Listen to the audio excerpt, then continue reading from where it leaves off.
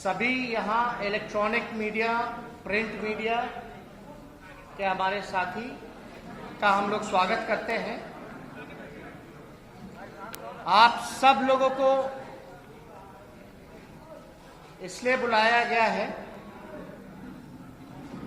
कि कुछ दिन पहले हम लोगों ने 5 अगस्त को आप ही लोगों को बुला करके एक बेरोजगारी का पोर्टल हम लोगों ने जारी किया था और एक toll free number, missed call number जारी किया था।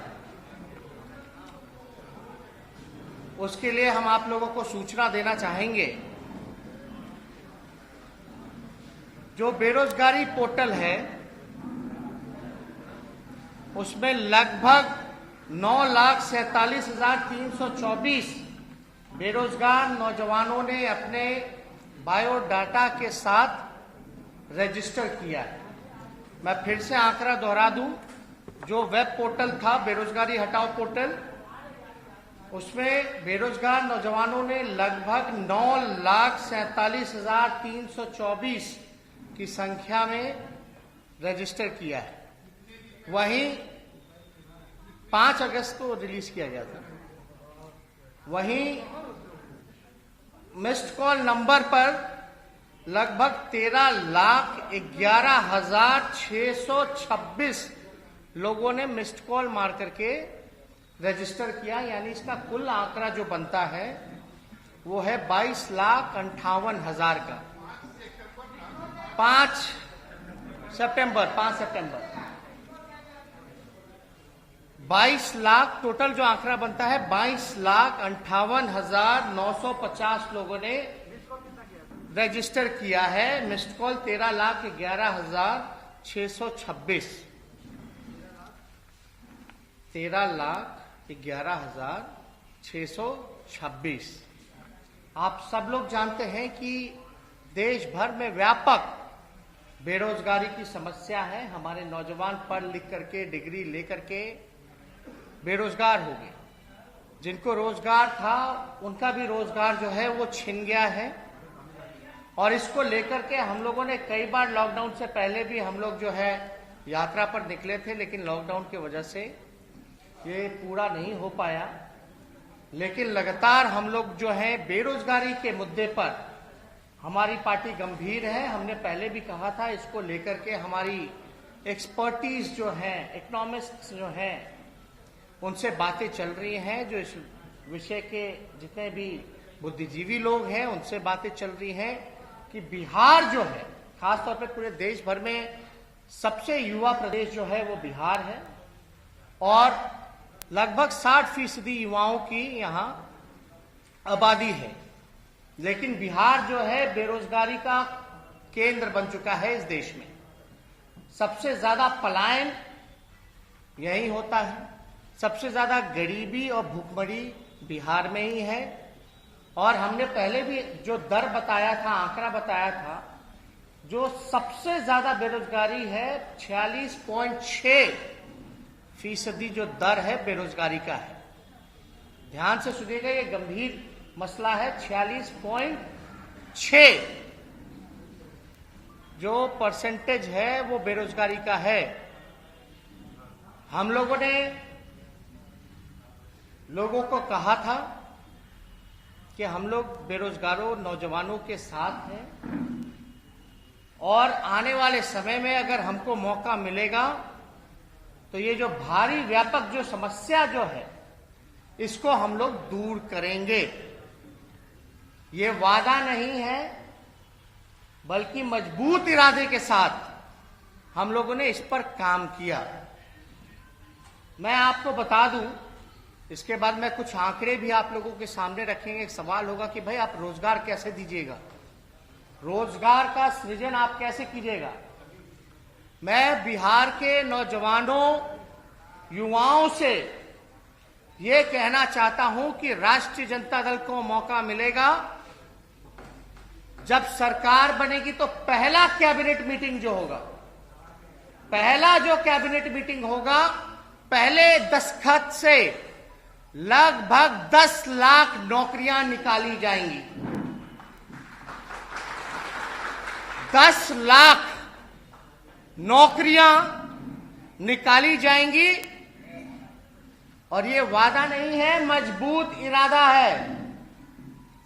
हम लोग झूठ नहीं बोल रहे। झूठ बोलने वालों को लोगों ने देखा है, जाना है। एक साल में 2 करोड़ रोजगार देने की बात कही जा रही थी। दूसरी तरफ 15 साल में जिन लोगों ने सत्ता में राज किया, बिहार को कंगाल बना दिया। एक बिहारी पर लगभग 37,000 रुपए का कर्ज हो चुका है। 12.5 करोड़ की आबादी है।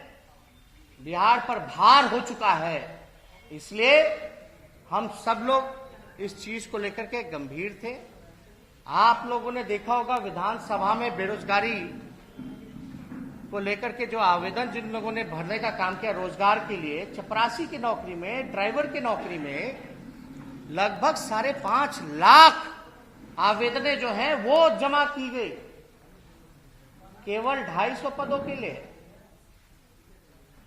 हमने एक और आंकड़ा आप लोगों के सामने बोला था और नीतीश कुमार जी से पूछा था कि भाई पुलिस डिपार्टमेंट, शिक्षा डिपार्टमेंट और आपका जो स्वास्थ्य डिपार्टमेंट है उसमें लगभग 4.5 लाख नौकरियां रिक्त पड़ी हैं। अब आप लोग सब लोग सोच रहे हैं कि नौकरियां हम कहां से देंगे, कैसे देंगे, लेकिन कोई ये सवाल नहीं पूछता कि नीतीश कुमार जी पैसा कहां से देंगे।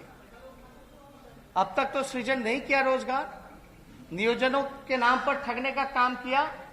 और ये जितनी भी नौकरियां राष्ट्रीय जनता दल जो वादा कर रही है, जो देगी पहले कैबिनेट में, ये सरकारी नौकरियां हैं और स्थायी नौकरियां हैं। सरकारी नौकरियां और स्थायी नौकरियां हैं। अब आपके सामने हम कुछ आंकड़ा रखना चाहते हैं। पहले जिक्र था कि हम कैसे इस चीजों को भरेंगे, तो हम कैसे भरेंगे उसके पहले हम आंकड़ा जो है आप लोगों के सामने रखना चाहेंगे। अभी सुनिए, आप लोग पीछे हो जाइए, आप लोग पीछे हो जाइए जितने लोग हैं। अब बात सुनिए, हो गया, सुनो ना। अब ये आंकड़ा ध्यान से सुनिएगा, ये बिहार के लिए सबसे महत्वपूर्ण आंकड़े हैं।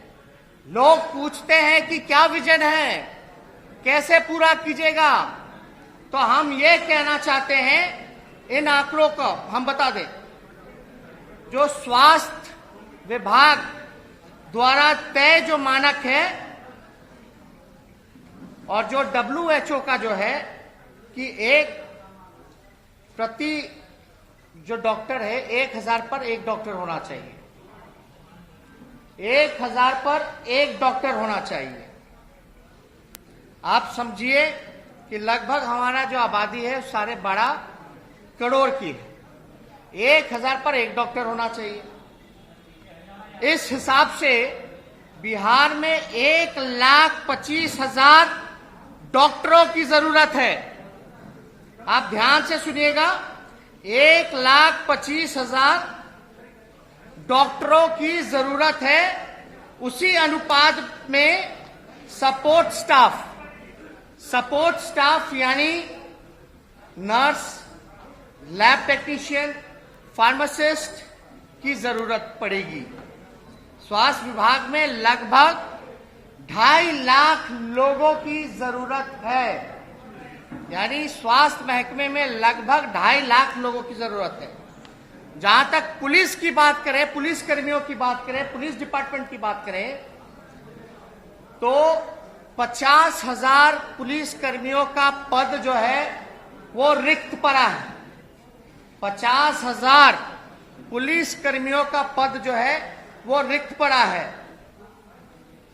अगर यह तब है जब बिहार में पुलिस बल की पुलिस पब्लिक का अनुपात न्यूनतम स्तर पर पहुंचा हुआ है, यानी सबसे न्यूनतम स्तर पर है पब्लिक और जो पुलिस का जो रेशियो है, तब ये 50,000 की नौकरियां जो हैं वो रिक्त पड़ी हुई हैं। अगर आप देखिएगा यहां प्रति 1 लाख आबादी के हिसाब से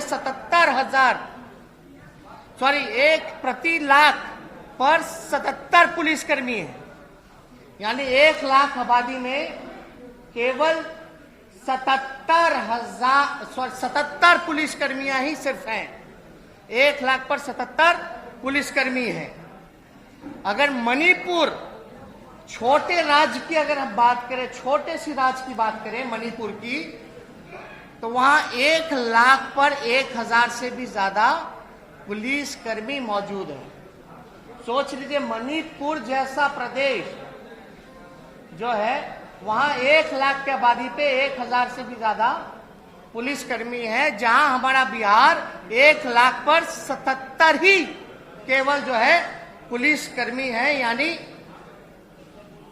राष्ट्रीय औसत से अगर हम लोग लेकर के चलें तो लगभग दुगुना 144 प्रति 1 लाख आबादी है। यानी राष्ट्रीय औसत जो है 144 का है। यानी बिहार इतना पीछे है कि लगभग डबल है राष्ट्रीय औसत। तो हम इतने फिसड्डी हैं। ये सारे पद सबसे इंपॉर्टेंट है जो खाली हैं और कुछ पदे हैं जिसकी आवश्यकता है मानकों के हिसाब से। तो टोटल पुलिस का, बिहार पुलिस का जो स्ट्रेंथ है वो 1,26,000 ही है। सोचिए, 12.5 करोड़ की आबादी और पुलिसकर्मी कितने? 1,26,000 हैं केवल। और नीतीश कुमार जी बोलते हैं कि लॉ एंड ऑर्डर को दुरुस्त कर दिए हैं। नीतीश जी, ये हर 4 घंटे पे बलात्कार होता है, हर 5 घंटे पे हत्या होती है।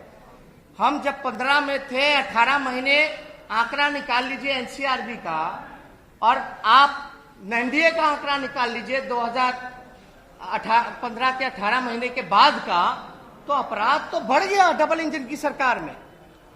आप एनसीआरबी का आंकड़ा निकालिए, अपराध बढ़ने का कारण क्या है?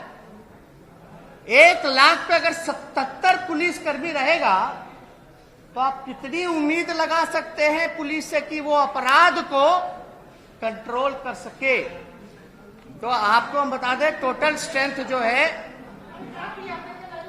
आप लोग पीछे हटिए, तो पीछे हटिए आप लोग, सब लोग। तो आप लोग समझ सकते हैं कि बिहार का टोटल स्ट्रेंथ जो है 1,26,000 है। यानी सिर्फ 77,000 कार्यरत पुलिसकर्मी हैं, जिसमें कि 50,000 रिक्त पदें थी।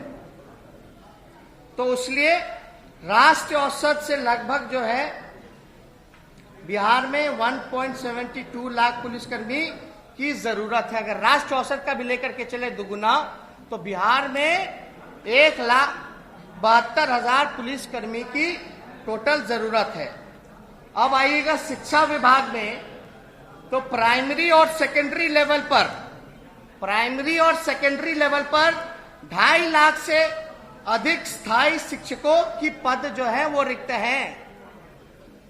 जो 2.5 लाख से अधिक स्थायी शिक्षकों की पदे जो है वो रिक्त हैं प्राइमरी और सेकेंडरी लेवल पर। और कॉलेज और यूनिवर्सिटी स्तर पर लगभग 50,000 प्रोफेसरों की आवश्यकता है।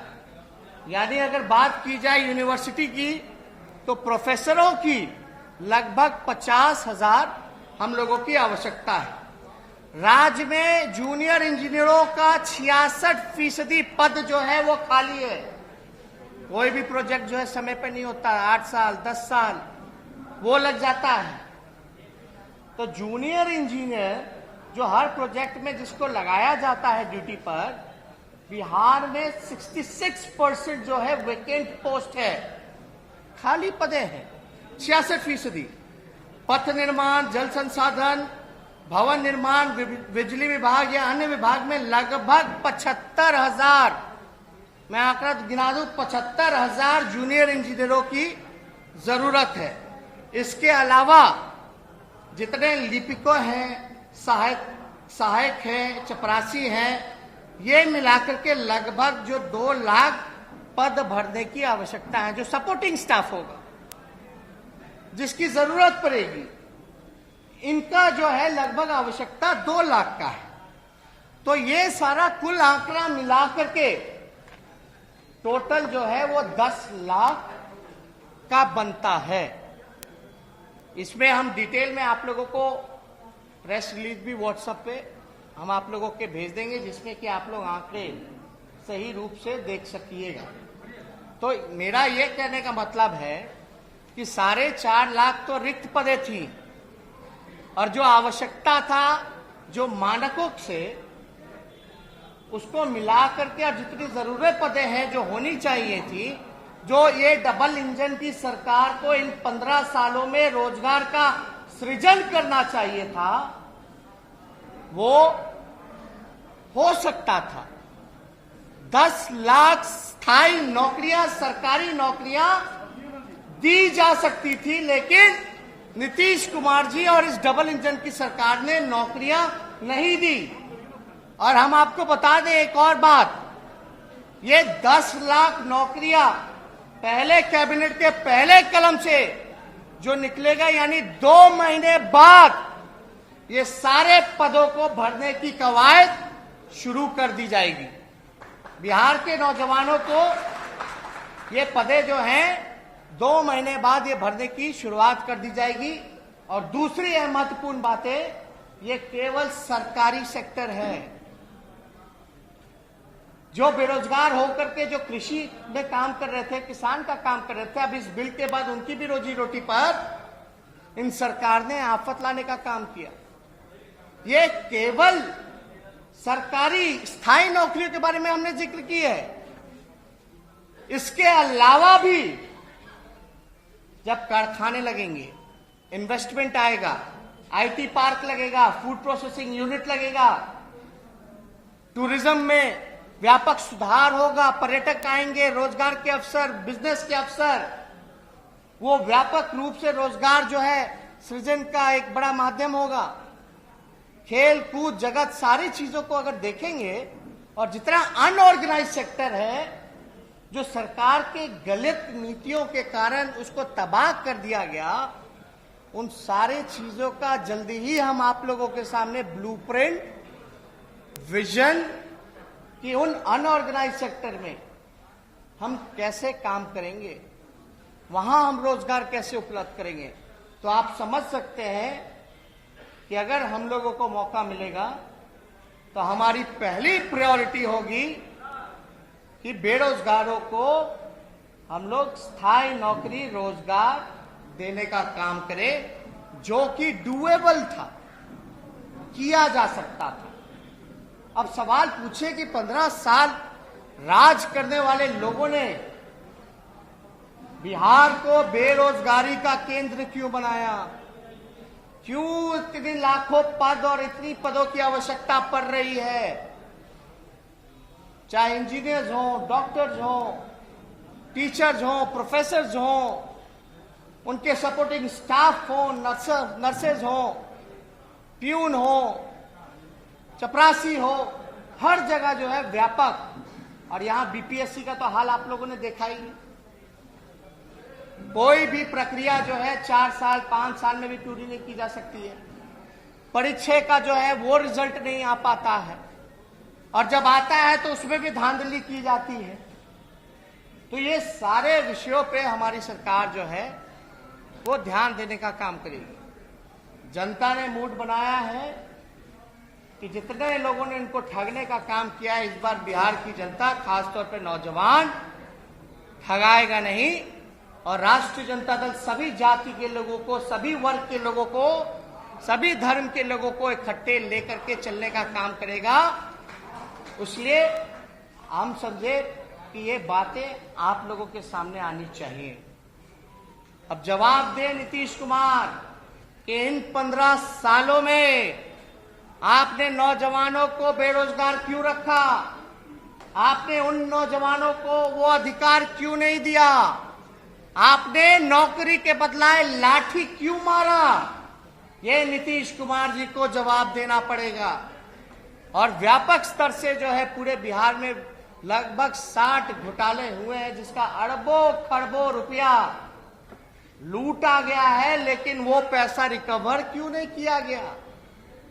लोग काले धन की बात करते थे लाने की, लेकिन बिहार में सृजन घोटाला जैसा इतना घोटाले हुए, धान घोटाला हुआ, बीएड घोटाला हुआ, 7 निश्चय घोटाला हुआ, जल नल घोटाला हुआ। हर जगह आप देखिएगा तो घोटाले ही घोटाले आप लोगों के सामने नजर आते हैं। इसका पैसा कहां गया? किससे पूछेगा सवाल? सवाल हम किससे पूछे? हम तो नीतीश जी से पूछेंगे, वही मुखिया है, 15 साल से हैं, कि बिहार का लाखों अरबों करोड़ों रुपया कहां गया। उसके रिकवरी के लिए आपने कोई गंभीरता नहीं दिखाई, कोई चिंता नहीं दिखाई।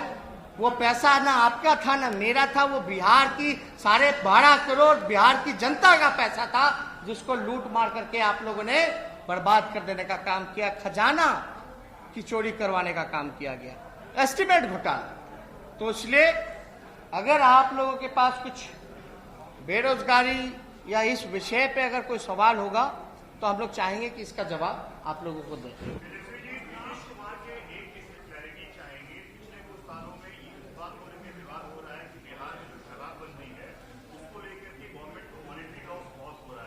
नहीं, हमने पहले ही स्पष्ट बोल दिया, बेरोजगारी पे सवाल है तो पूछिएगा। ये सारी चीजें मैनिफेस्टो पे हम लोगों का काम चल रहा है, जल्दी विजन जो है आप लोगों के सामने रखेंगे। लेकिन ये जरूरी था, हम आपको बता रहे लगभग 22 आपको बताया जाएगा ना, भाग नहीं न रहे। आप भी यही, हम भी यही। विषय भैया बेरोजगारी पे बात कीजिएगा तो आपके भी नाती रिश्तेदार होंगे, उनको भी रोजगार मिलेगा, सब लोगों के हैं, सब लोग भुगभोगी। तो समझिए कि 22 लाख लोगों ने रजिस्टर किया है इन चंद दिनों में। 5 सितंबर से लेकर के अब तक में 22 लाख नौजवानों ने बेरोजगारी को लेकर के खुद जो है उन लोगों ने बायोडाटा रजिस्टर किया है, डाला गया है। आप समझ सकते कितनी बड़ी ये समस्या है। बिहार को इन लोगों ने बीमार कर दिया। और नीतीश कुमार जी से भूखमरी पे बात की जाए, पलायन पे बात की जाए, गरीबी पे बात की जाए, बेरोजगारी पे बात की जाए तो कोई जवाब नहीं देते हैं। ये बड़ा आश्चर्य लगता है। हम लोगों को गाली देना है, स्वागत आप दे सकते हैं, दिलवा सकते हैं, लेकिन आप बिहार के मजदूरों का जब आप अपमानित करते हो, पैर में छाले लगवाते हो, उनको चोर अपराधी कहते हो, तो ये बर्दाश्त से बाहर है। सुप्रीम कोर्ट के ऑर्डर के बाद भी बिहार में उन मजदूरों को रोजगार नहीं दिया गया।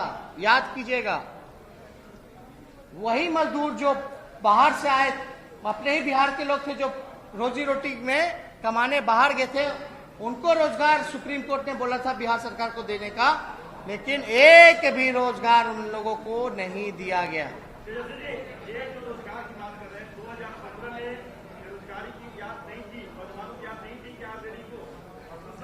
आप बात समझिए, बात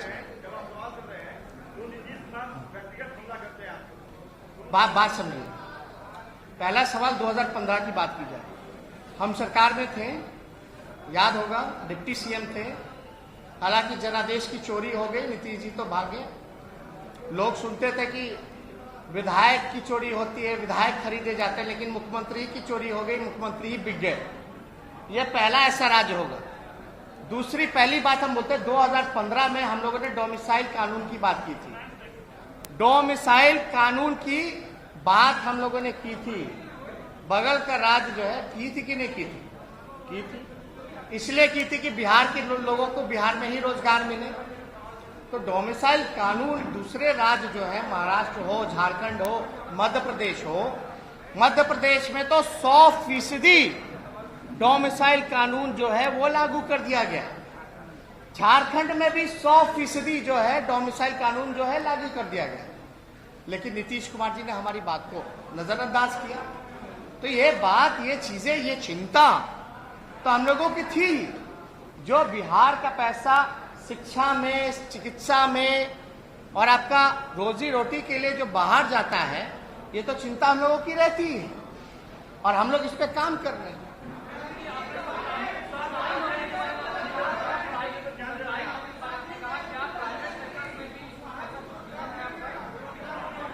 देखिए, हमने तो ये बोला ना कि ये जितनी 10 लाख नौकरियां हम देंगे वो स्थायी नौकरियां होंगी, वो केवल सरकारी नौकरियों के बारे में है।